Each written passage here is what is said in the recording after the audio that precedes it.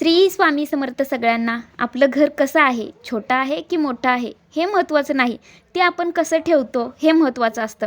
सकाळी रोज घराचा उंबरा नक्की पुजावा. प्रत्येक गृहिणीकडे एवढा तरी वेळ असतोच. रुद्रची तब्येत बरी नव्हती म्हणून त्याला शाळेला पाठवलं नव्हतं. आई माझ्यापाशी बस एवढंच रडगाणं त्याचं चालू होतं. मग सकाळपासून त्याच्यापाशीच बसले होते. आईसुद्धा त्याच्या काळजीने त्याच्याकडेच बघत बसल्या होत्या. तो झोपल्यावर बसून काही चालणार नाही म्हणून उद्याच्या भाजीसाठी फ्लावर निवडून घेतला. संध्याकाळी हे बापले काय बोलत बसले होते काय माहीत. दोघांचा काही वेगळाच विषय चालू होता. मग मी संध्याकाळी अक्कलकोटमधून कुंदा आणला होता, तो खात होते.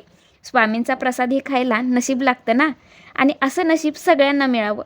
माझी 2 कार्टूनं तिजोरीतून रोज कपडे काढताना सगळं कपाट विस्कटून टाकतात. मग रोज मला असं आवरून घ्यावं लागतं. अक्कलकोटहून येताना हायवेवर डाळिंब स्वस्त मिळाली होती म्हणून म्हटलं यांना सोलून द्यावी.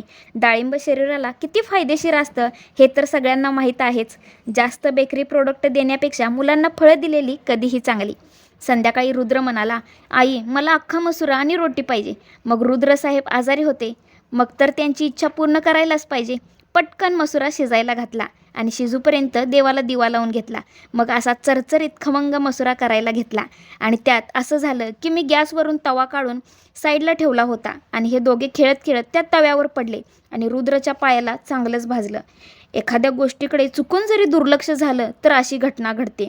म्हणून घरात लहान मुले असतील तर खूप काळजी घ्या. मग त्याला त्यांच्या आवडीचा अख्खा मसुरा करून दिला. कसं दिसतंय अख्खा मसुरा आणि रोटी? जरूर कमेंट करून सांगा. श्री स्वामी समर्थ.